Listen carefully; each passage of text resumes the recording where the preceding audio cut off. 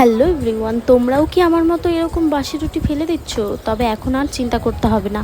আমাকে বড়দি ভাই একটা রেসিপি বলে দিয়েছে এই বাসি রুটি দিয়ে। তো আমি ভাবলাম আমিও ট্রাই করি আর তোমাদেরকেও শেয়ার করি। চলো স্কিপ না করে পুরো ভিডিওটা দেখো। প্রথমে আমি এরকম একটু গরম জল করে নিয়েছিলাম, একদম সামান্য উষ্ণ গরম। আর এই গরম জলে রুটিটাকে একদম এপিট ওপিট করে ধুয়ে তুলে নিতে হবে।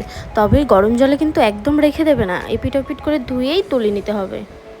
তো আমি রুটিগুলো এভাবে ধুয়ে তুলে ফেললাম আর একটা থালার মধ্যে এভাবে নিয়ে নিয়েছি যাতে জলটা একটু এসে ঝরে যায়। আর যখনই গরম জলে দেওয়া হলো তখনই রুটিটা একদম নরম সফট হয়ে গেল। বাটার দিয়ে রুটিটা ভাজবো, তোমরা চাইলে ঘি বা সাদা তেল দিয়েও করতে পারো। রুটিটা এপিট ওপিট করে লাল করে ভেজে নিতে হবে।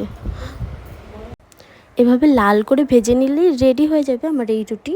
তবে খেতে যা দারুণ হয়েছিল না, কি বলবো। আমার কথা বিশ্বাস না হলে তোমরা একদিন ট্রাই করে দেখো। এবার আমি রুটিটা দিদিভাইকে খেতে দিব আর দিদিভাই থেকে শুনে নিব কেমন হয়েছিল। আর তোমরাও শুনো, চলো।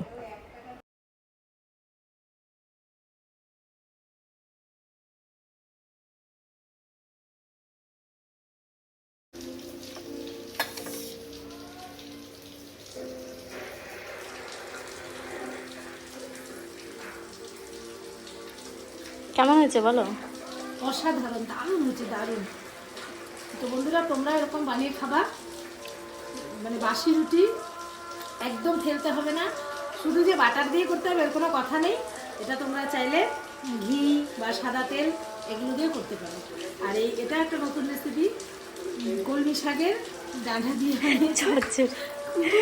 খুব টেস্ট হচ্ছে। শুনে নিয়েছো দিদিভাই থেকে কেমন হয়েছে। আর তোমরাও কিন্তু ফেলে না দিয়ে অবশ্যই ট্রাই করতে পারো বাড়িতে।